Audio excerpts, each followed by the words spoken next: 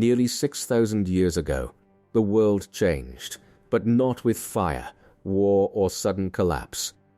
There was no single day people remembered, no ruins that screamed disaster. Instead, rivers became unreliable.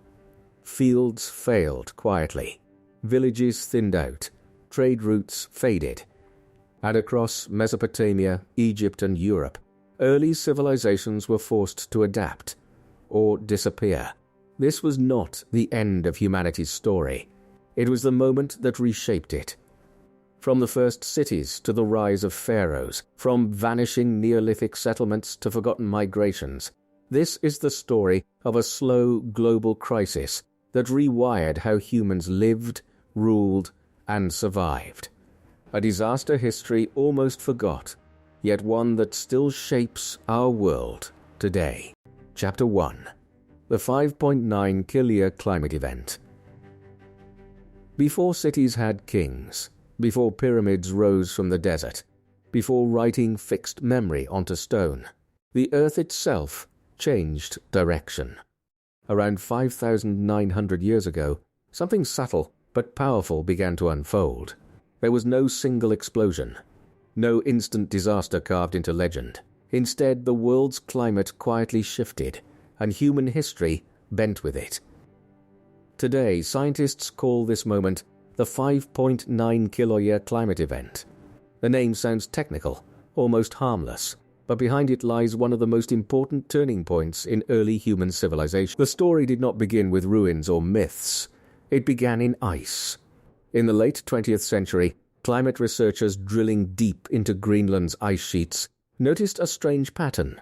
Layer by layer, year by year, the ice preserved a record of ancient air, snowfall, and temperature. Most changes were gradual, predictable, but one section stood out. Around 3900 to 3700 BC, the chemical signals shifted sharply. Oxygen isotopes pointed to cooler conditions. Dust levels increased, suggesting drier winds and expanding deserts far to the south. At first, it looked like a regional anomaly.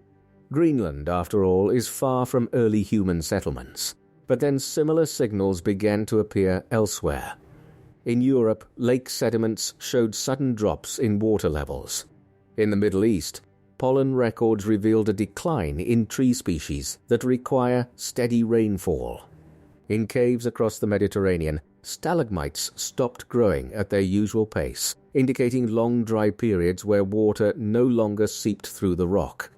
These were not ice age conditions. Glaciers did not advance across continents.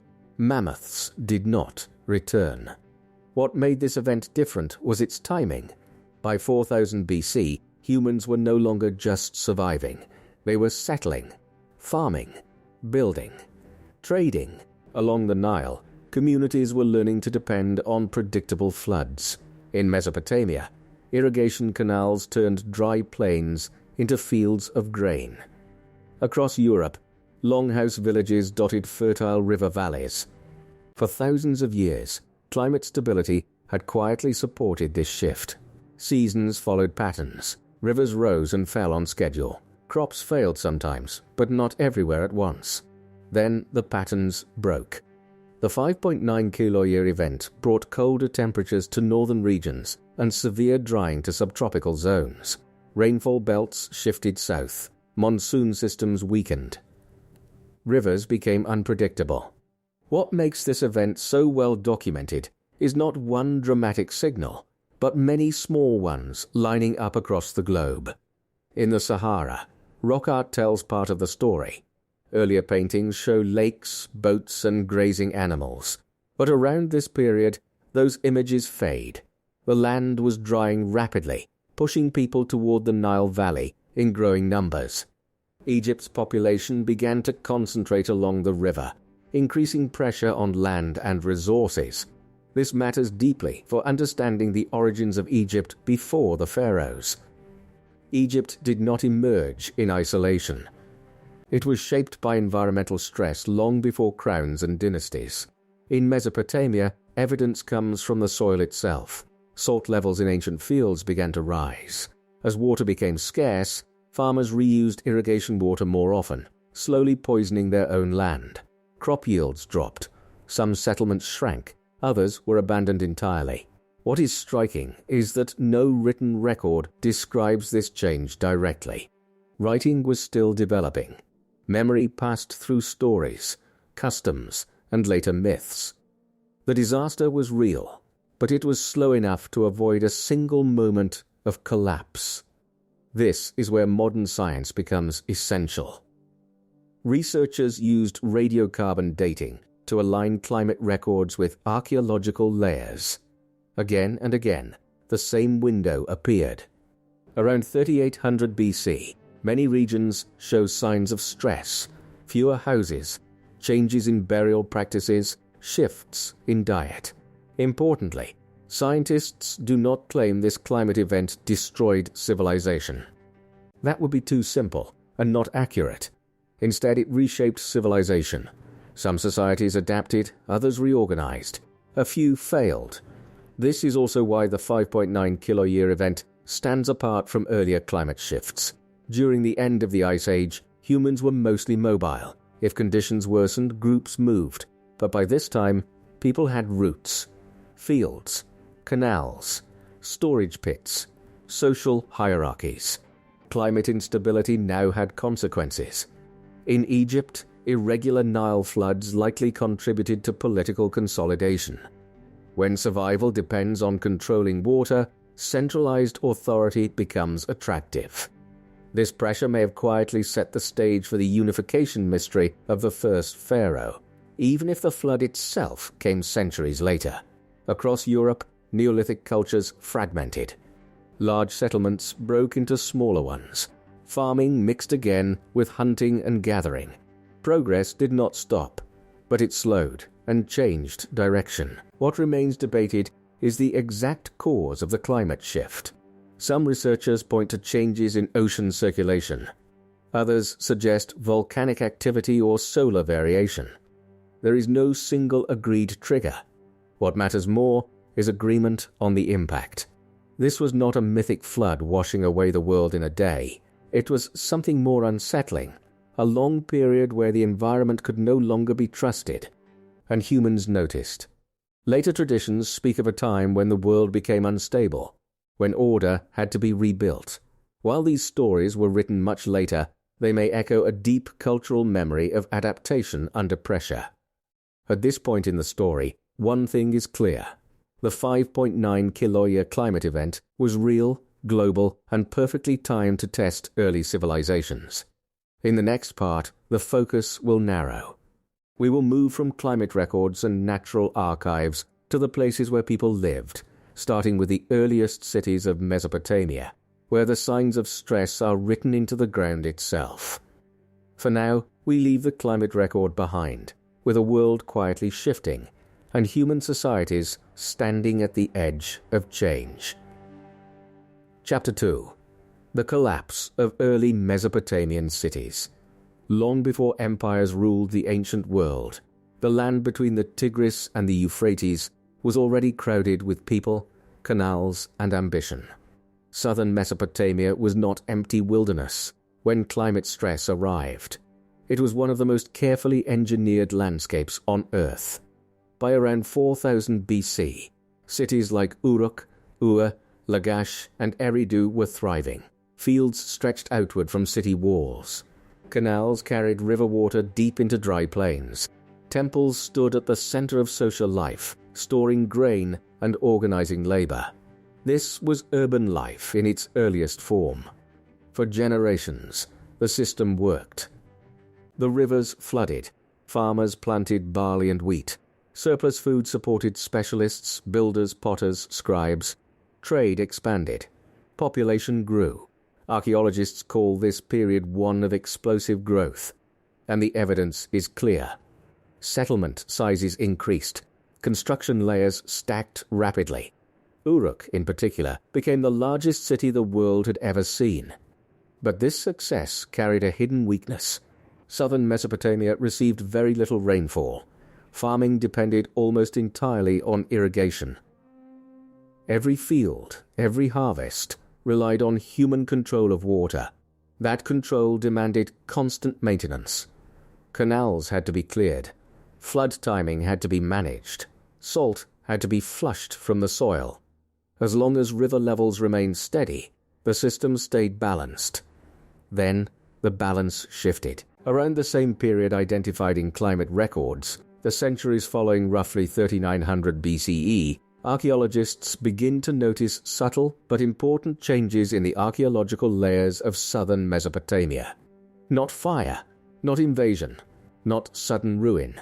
Instead, signs of strain. One of the clearest clues comes from soil chemistry.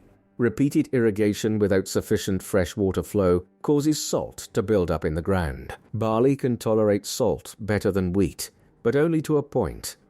Excavations near ancient fields show increasing salinity during this time. Crop choices shifted. Wheat declined. Barley dominated. Yields dropped. This was not a single bad year. It was a long-term problem. At the same time, river systems themselves were changing. The Tigris and Euphrates do not follow fixed paths. They wander. They split. They abandon old channels. Geological studies show that during this period, some waterways shifted away from established settlements. Canals that once fed fields slowly dried unless constantly extended or rebuilt. For a growing city, this was dangerous. Clay tablets offer another window into the stress. Early administrative texts from later periods reference land disputes, labor shortages, and ration controls. These documents do not describe disaster directly, but they reflect a society managing scarcity more carefully than before. Archaeologists also see changes in settlement patterns.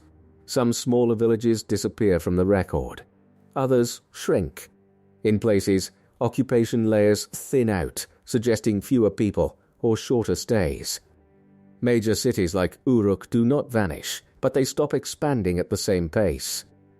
Defensive walls appear more often, not necessarily for war, but to protect stored resources.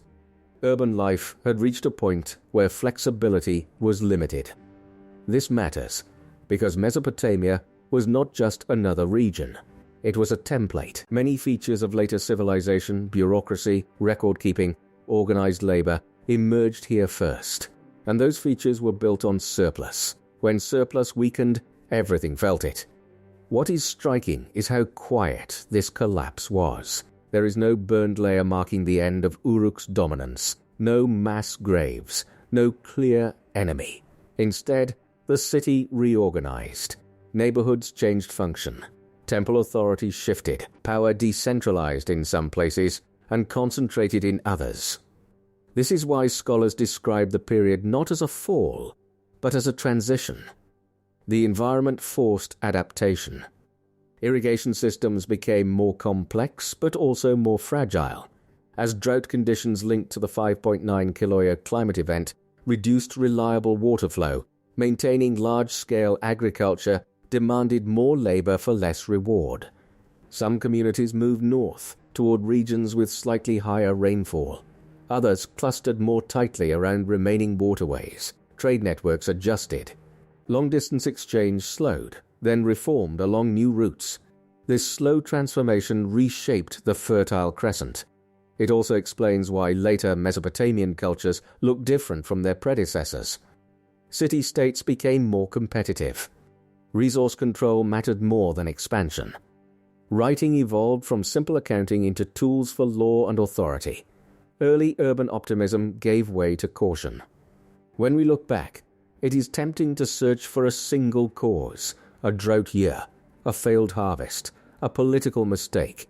But the evidence does not support a sudden trigger. Instead, it shows a system pushed past its limits by gradual environmental change. This pattern is important beyond Mesopotamia. It helps explain why other early societies reacted differently to the same climate stress. In Egypt, the Nile offered a more predictable buffer. In Mesopotamia, where water had to be forced across the land, stability was harder to maintain.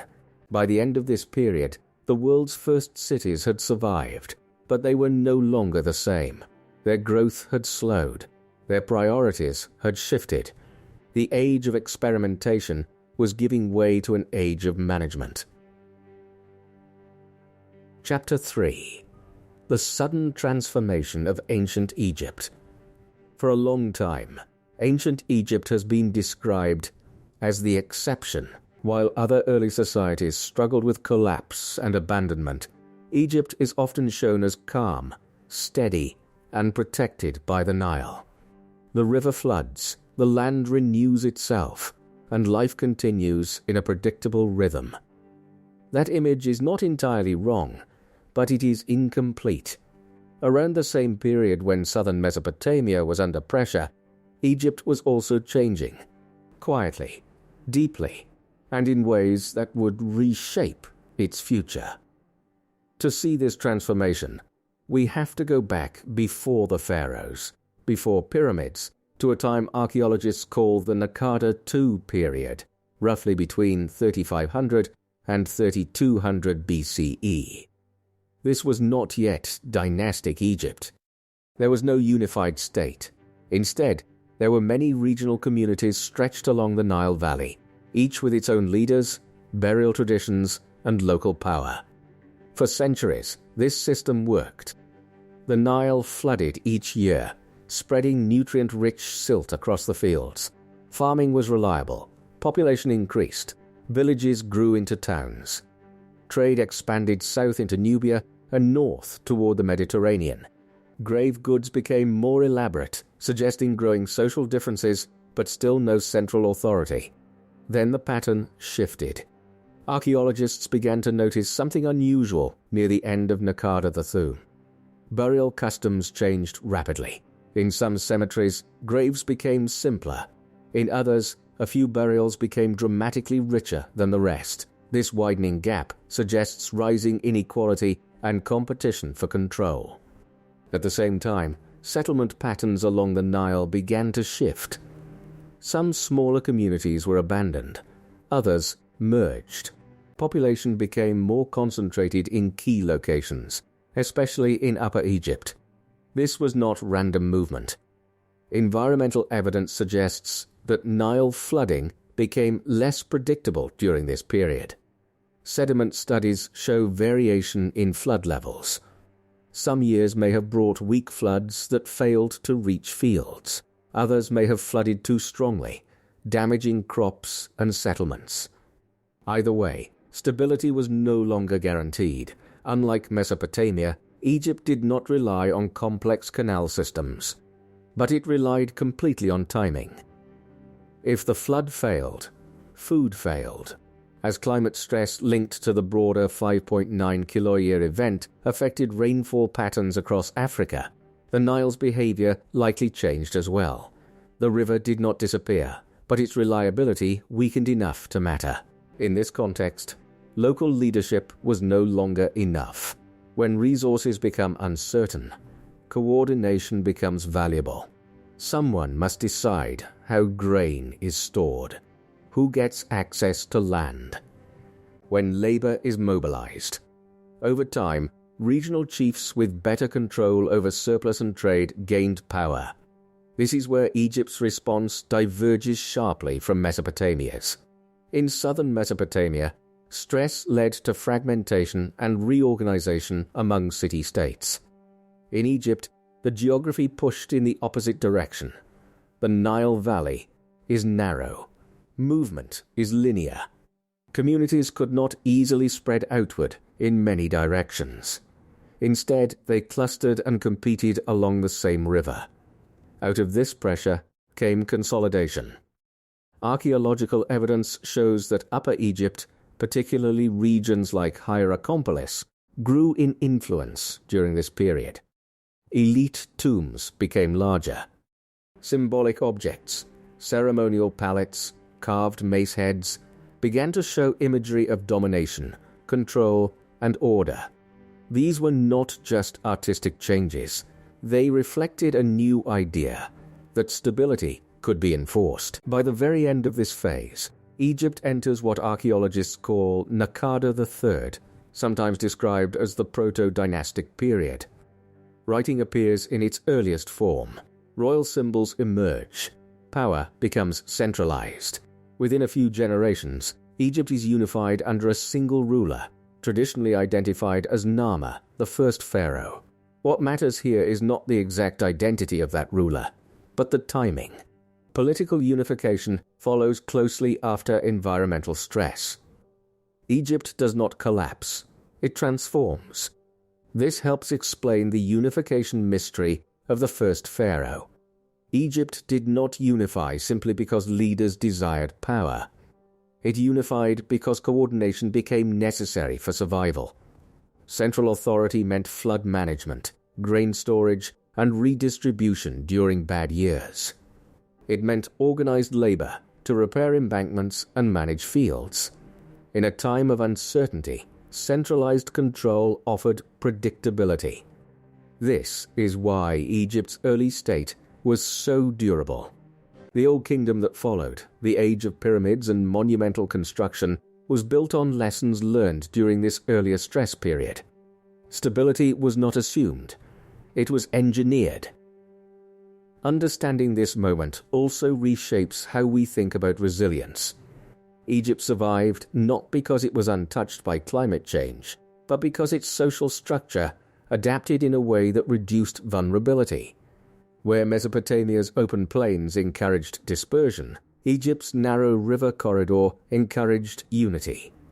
By the time the pharaohs ruled, Egypt carried forward a deep memory of environmental risk. That memory shaped its obsession with order, balance, and continuity, concepts later expressed as ma'at, the principle of harmony. Chapter 4. Europe's vanishing Neolithic settlements. When people picture ancient Europe, they often imagine a slow, steady climb toward complexity. Stone tools improve. Farming spreads. Villages grow. History, in this version, moves forward in a straight line. But the ground tells a different story. Across large parts of Europe, something unexpected happens between roughly 3800 and 3300 BC. Long-standing Neolithic communities, some of them settled for centuries, begin to thin out. Villages shrink, houses stop being rebuilt. Entire landscapes that once supported dense farming populations grow quiet. There is no single ruin that marks this change, no famous collapse like later civilizations would leave behind. Instead, Europe's Neolithic world fades in fragments, scattered across forests, lake shores, and river valleys. For a long time, archaeologists did not notice. That is partly because these communities did not fall in dramatic ways. They adapted, moved, and blended old ways with new ones. But when modern techniques began to connect sites across regions, a pattern emerged, one that lines up closely with the same climate stress seen in Mesopotamia and Egypt. One of the clearest examples comes from the lake-dwelling villages of Central Europe, in places like modern Switzerland, southern Germany, and northern Italy. Neolithic people built homes on wooden platforms near lakes and wetlands. These were not temporary camps. Many were well-planned settlements with long houses, storage areas, and farmland nearby. Because the wooden structures were preserved in waterlogged conditions, they offer rare precision. Using dendrochronology, the study of tree rings, researchers can date individual beams to exact years. What they found was striking. Around the late 4th millennium BC, construction activity drops sharply. Some villages are abandoned entirely, others show long gaps before people return. Tree ring data suggests colder, wetter conditions during this period, conditions that would have flooded fields, shortened growing seasons, and made lakeside living far more difficult. Pollen records confirm the story. In multiple regions, pollen from cultivated crops declines, while wild plant species increase. This suggests fields were left fallow or abandoned. Forests began to reclaim farmland. Farming did not disappear, but it lost its dominance. Elsewhere in Europe, the problem looked different. In parts of Western and Northern Europe, evidence points to crop failures caused by excessive rainfall. In eastern regions, cooler temperatures shortened growing seasons. The stress was not uniform, but it was widespread enough to disrupt established farming routines. This is where Europe's response differs from the river-based civilizations to the south. European Neolithic societies were smaller and more flexible. They did not depend on massive irrigation systems or centralized grain storage. When farming became unreliable, many communities did not collapse. They diversified. Archaeologists see a return to mixed economies. Hunting tools reappear alongside farming equipment. Diets broaden. Houses become smaller and easier to rebuild. In some areas, people shift seasonally between locations instead of staying year-round in one village. This was not a failure. It was a retreat from risk. Yet, from an archaeological perspective, it looks like disappearance. Villages that once dominated the landscape leave fewer traces. Population density drops. Long-distance trade networks weaken. Styles of pottery and tools change rapidly, making cultural continuity harder to track. For decades, these changes were explained as local accidents or cultural preference. Only recently did researchers begin to connect them across regions. Climate data helped make that connection. Lake cores, peat bogs, and ice records all point to unstable conditions during this period. Not catastrophic, but persistent enough to matter. Farming, which depends on consistency, suffered most. This explains why Europe did not produce early states like Egypt or Mesopotamia during this time. The conditions favored mobility and flexibility over hierarchy and central control. It also explains why Europe's Neolithic decline went largely unnoticed for so long.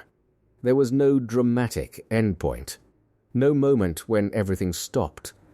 Just a gradual thinning, spread unevenly across thousands of kilometers. And unlike later ages, there were no written records to tell the story. What survives instead is absence. Fields no longer plowed, houses no longer rebuilt, trade routes that quietly faded. Understanding this moment reshapes how we think about progress. It reminds us that early farming was not an unstoppable advance. It was an experiment, sensitive to climate, and sometimes abandoned when conditions changed. Chapter 5. The End of Old Trade Networks. For early human societies, trade was never just about objects. Long before coins or markets, trade was how communities stayed connected. It was how ideas moved, how trust formed, how distant groups learned that the world was larger than the horizon around their own fields. By the late Neolithic and early Bronze Age, long-distance trade networks stretched across astonishing distances.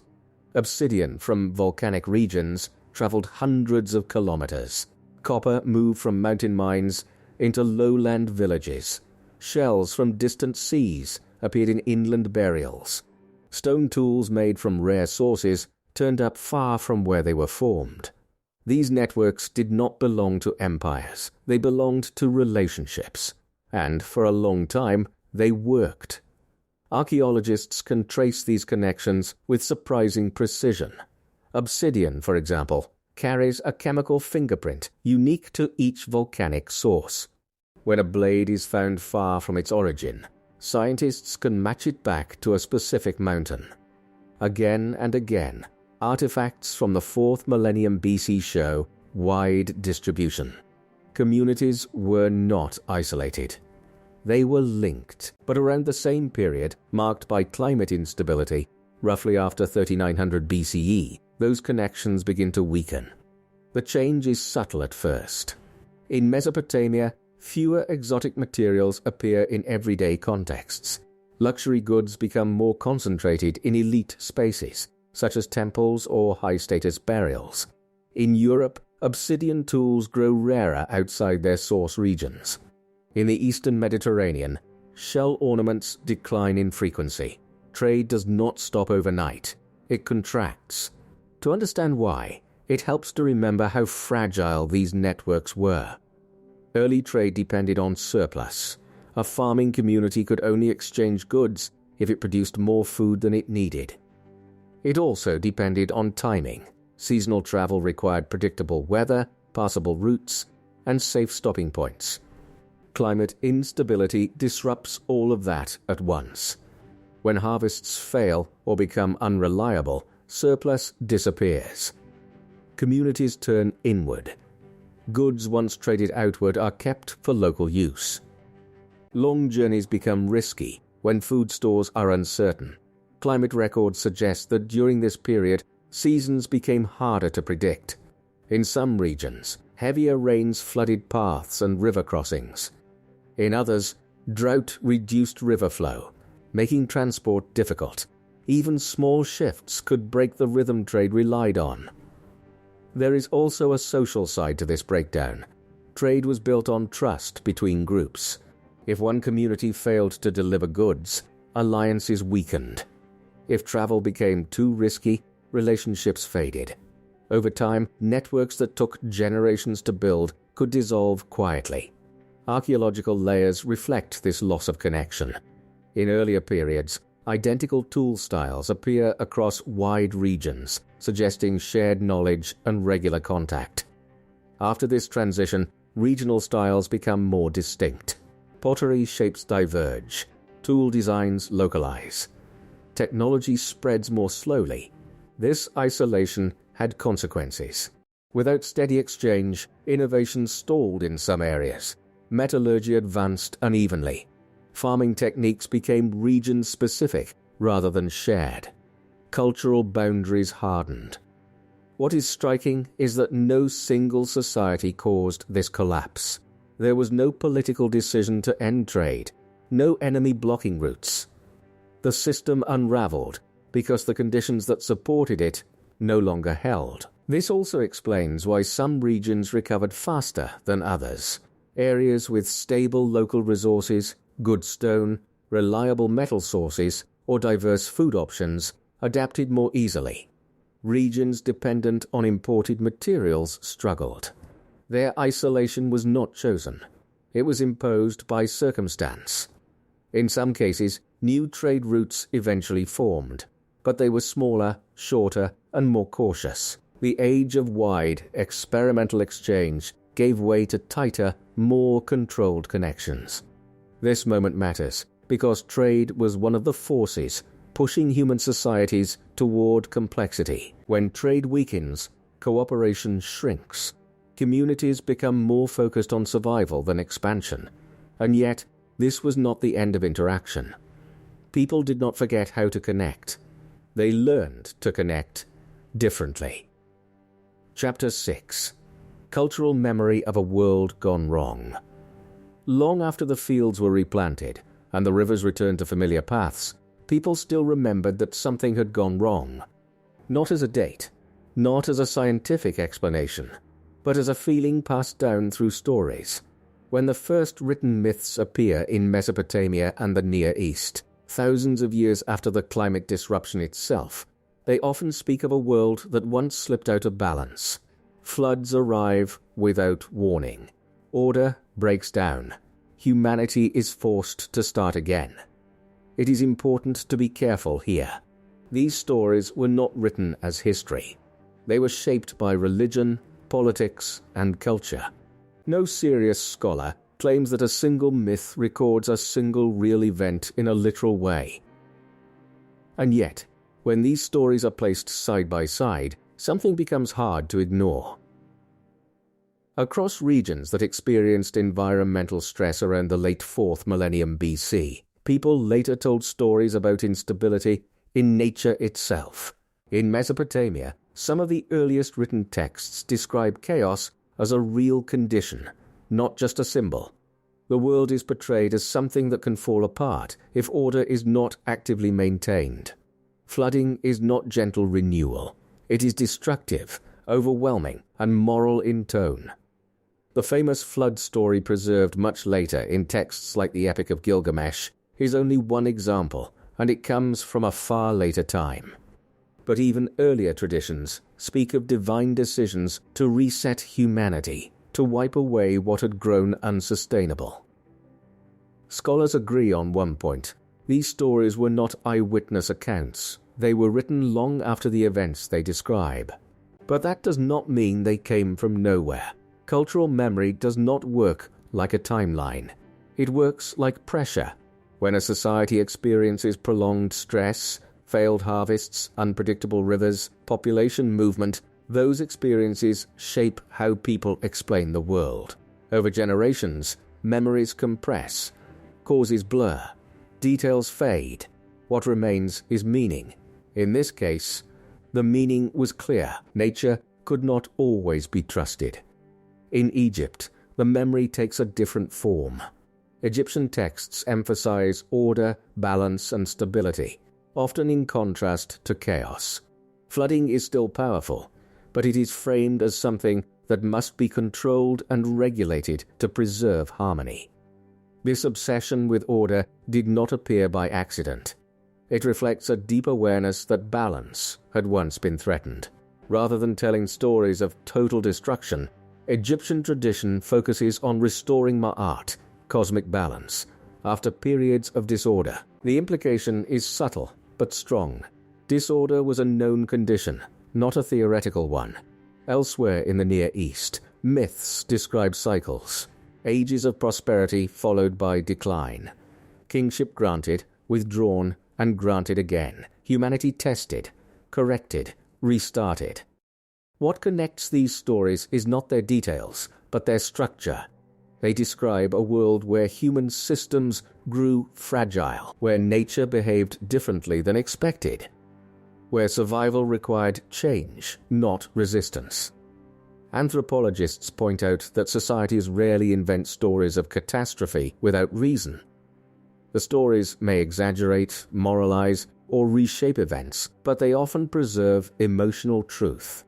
Fear of failed floods, anxiety about drought, memory of migration. These memories last because they answer a question every society eventually faces. What happens when the world stops working the way it used to? For people living thousands of years after the climate shift, the answer was embedded in tradition. Respect the forces that sustain life. Prepare for disruption. Accept that stability must be defended. This helps explain why flood stories appear across multiple cultures, even when geography differs. They are not records of one shared disaster. They are responses to a shared realization. That realization, that the environment can change faster than societies expect, was new in the ancient world. Before settled farming, people could move. After settlement, they had to remember. And memory does not need precision to survive. It needs relevance. By the time these stories were written, the original climate event was already ancient history. But its effects had shaped political systems, religious beliefs, and social priorities. The stories were a way to make sense of inherited systems built during crisis. This is why caution matters. We do not need to claim that a specific flood myth describes a specific drought or climate shift. Doing so oversimplifies both science and culture.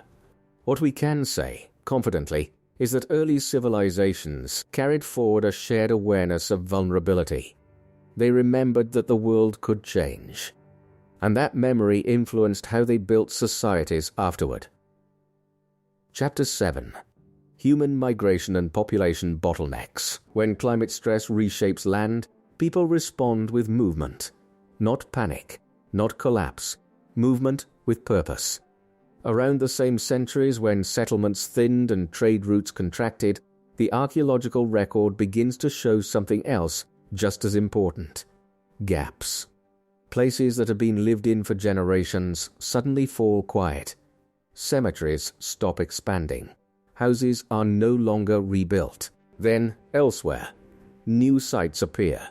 Sometimes nearby, sometimes far away. For a long time, these gaps were treated as mysteries of excavation. Maybe sites were missed, maybe people simply changed building styles. But as more regions were studied together, the pattern became harder to dismiss.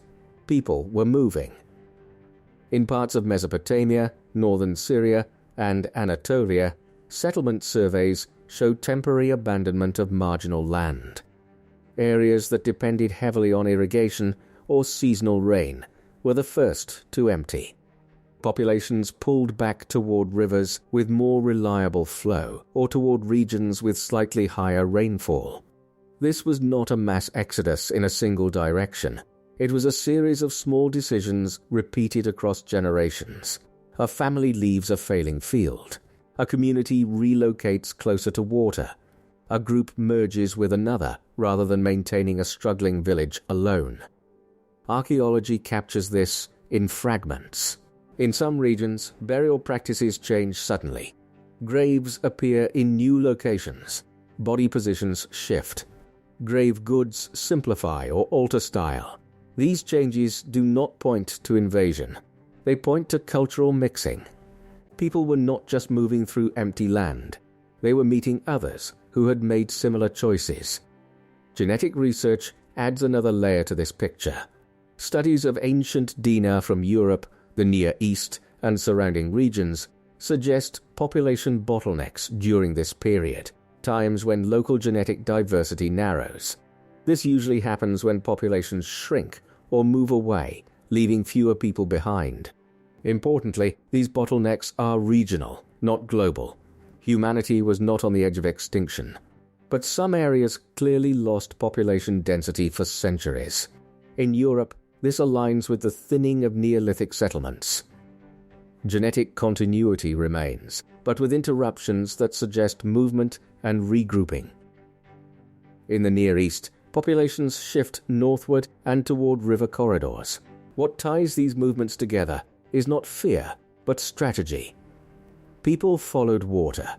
They followed land that could still produce food. They avoided places where survival required too much effort for too little reward. This is why migration should not be confused with collapse. Migration is one of humanity's oldest tools. Long before cities or states, movement allowed survival in changing environments. What is different here is that movement happens within a world already shaped by farms, villages, and early political systems. Leaving was costly, but staying could be worse. These movements reshaped cultural boundaries. When groups merged, traditions blended. Tool styles changed. Languages likely shifted and evolved. While written records do not exist for this period, linguists note that many later language families may trace their divergence to periods of stress and migration rather than expansion alone. This challenges the idea that civilizations grow only by spreading outward. Sometimes they grow by compressing, reshuffling, and redefining who belongs where. Migration also helps explain why some regions recover faster than others. Areas that received incoming populations gained labor, ideas, and resilience. Areas that lost people took longer to rebuild, even when climate conditions improved. This uneven recovery left long-term marks on the map of human history. It influenced where future cities rose, which regions became centers of power, which places remained sparsely populated for centuries. And because these movements happened gradually, without written records, they are easy to overlook. No single migration wave defines this period.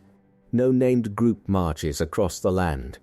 Instead, there are thousands of quiet relocations, each logical on its own, collectively reshaping continents. Understanding this helps us read the archaeological record more carefully.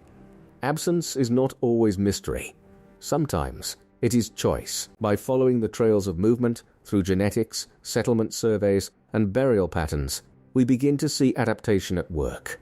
Humanity responding not with collapse, but with flexibility. Chapter 8. Technology Stalls and Sudden Innovation. For a long time, progress has been imagined as a straight line. Better tools replace older ones, skills improve. Technology builds on itself. But when archaeologists look closely at the centuries following the climate stress of the late 4th millennium BC, that clean line begins to bend. In some places, technology seems to pause. In others, it changes suddenly, sometimes in unexpected ways.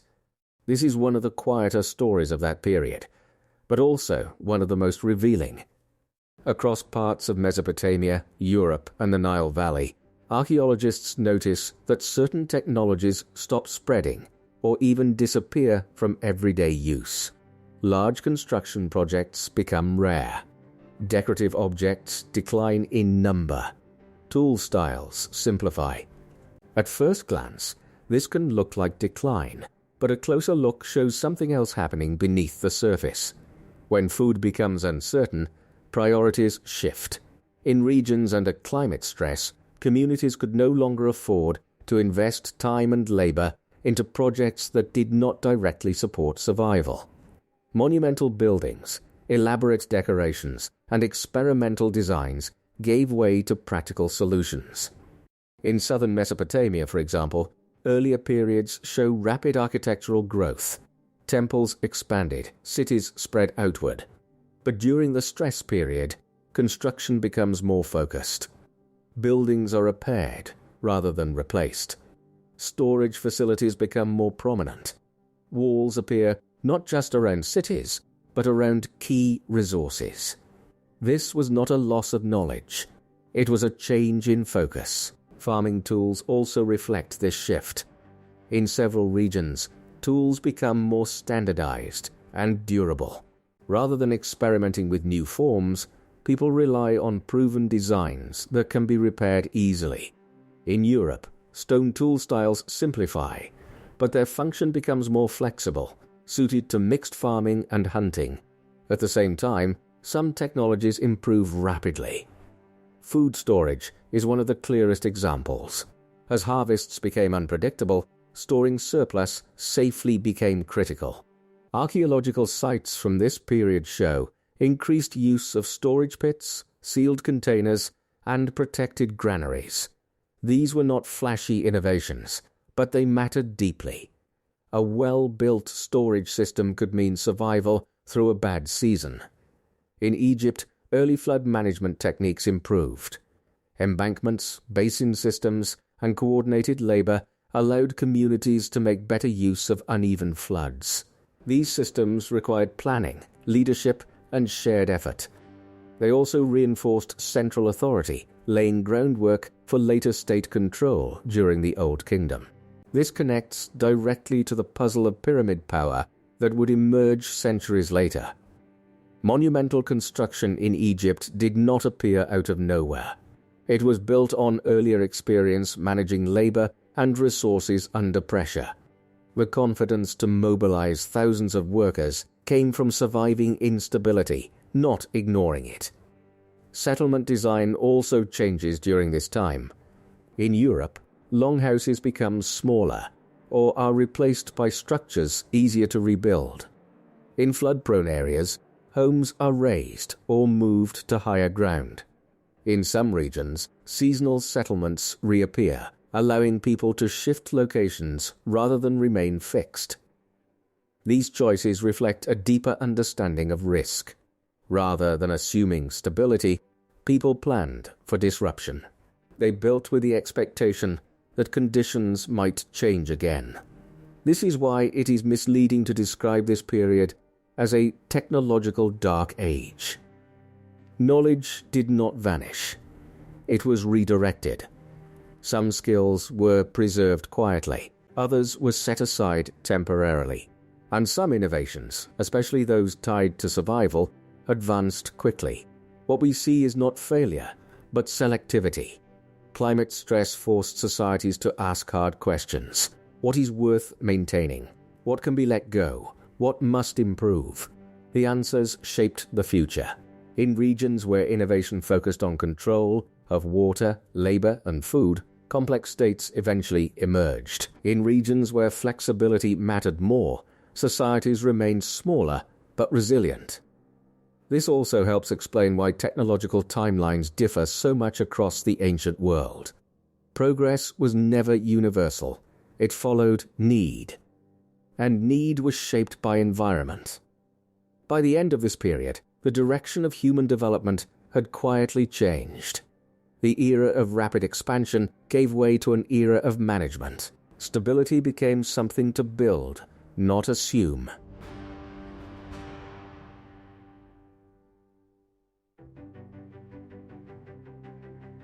Chapter 9. Why this disaster was forgotten. Some disasters announce themselves loudly. Cities burn. Walls fall. Bodies pile up. History remembers those moments because they leave scars that are easy to see. What happened around 5,700 years ago left no such mark. There is no single ruined city that signals the event. No famous battlefield, no final year carved into stone.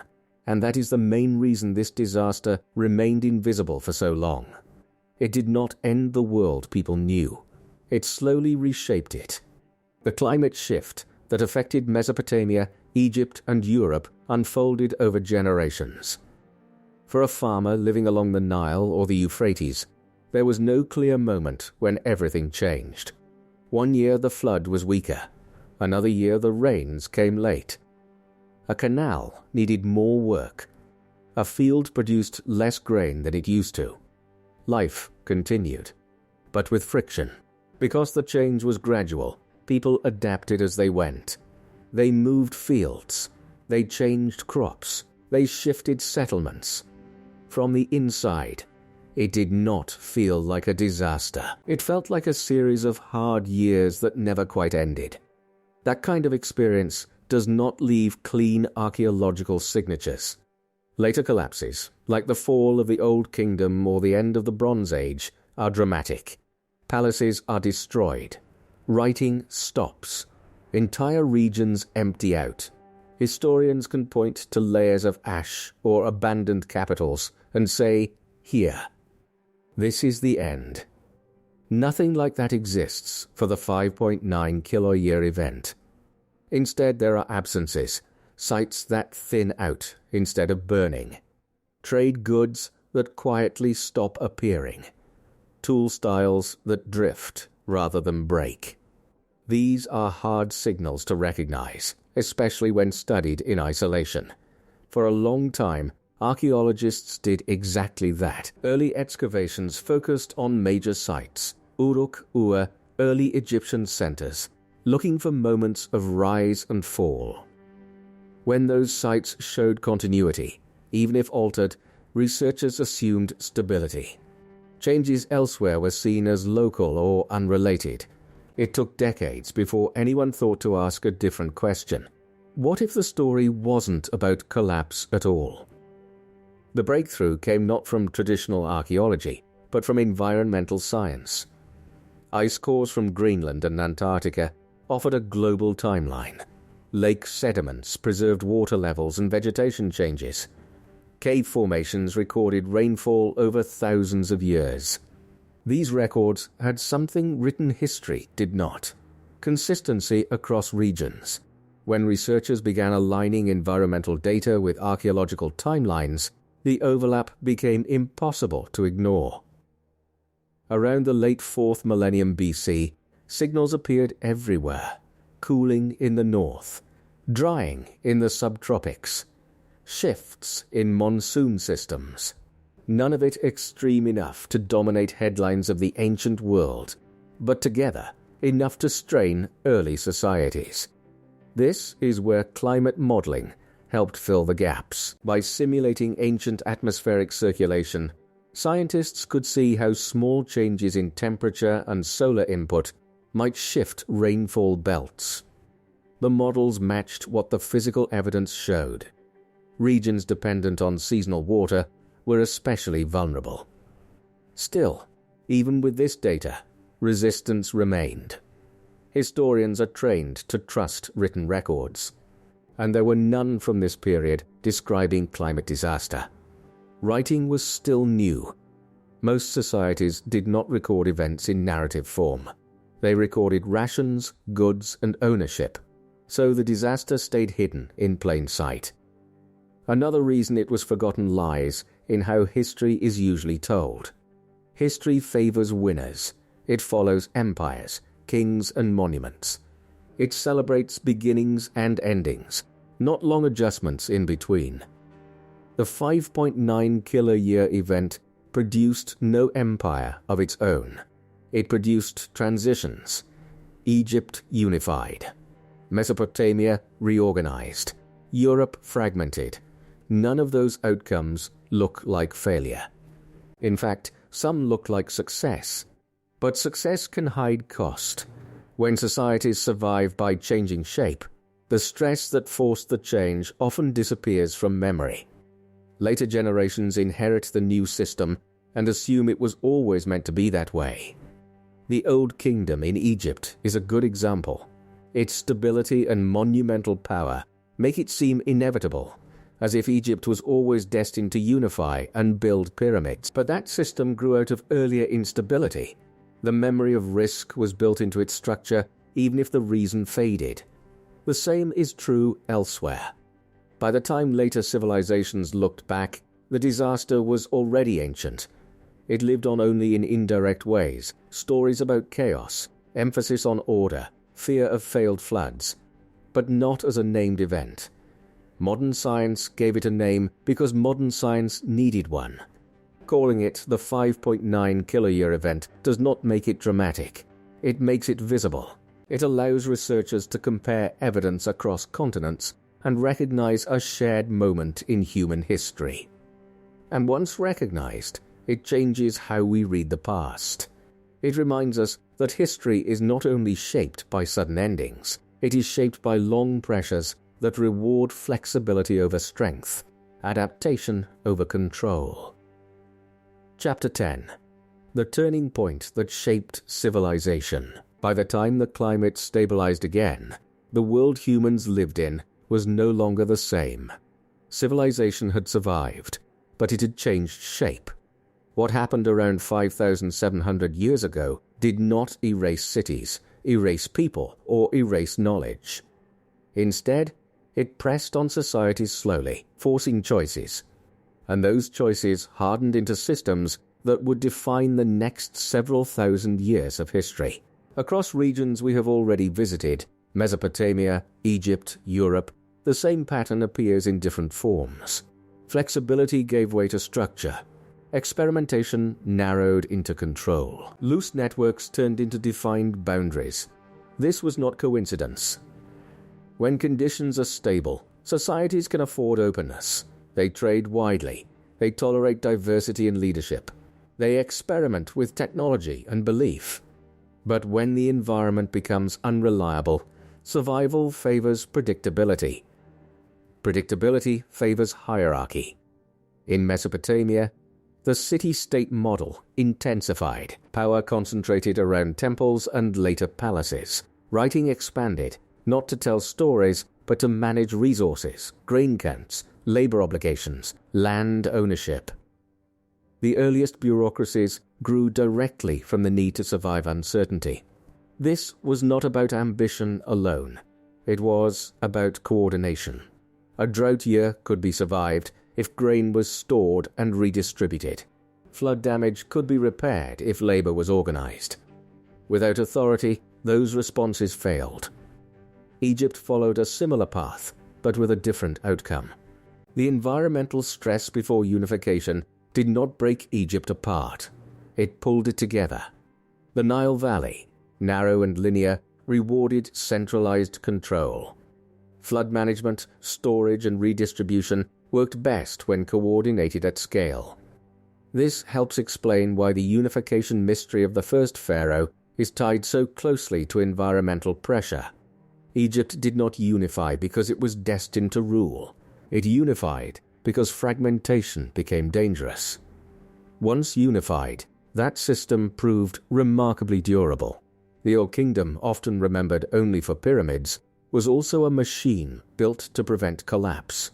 Pyramid power was not just religious display. It was a demonstration of control over labor, food, and time. Those skills were learned earlier, during stress. This is why understanding the origins of Egypt before the pharaohs matters. The pharaonic state did not appear fully formed. It was shaped by survival, under pressure. Elsewhere, the same forces produced different results. In Europe, where geography allowed movement rather than compression, societies did not centralize in the same way. Instead, borders softened, communities remained smaller, power stayed local. The future states of Europe would rise much later, under different pressures. This contrast reveals something essential. Civilization does not advance along one path.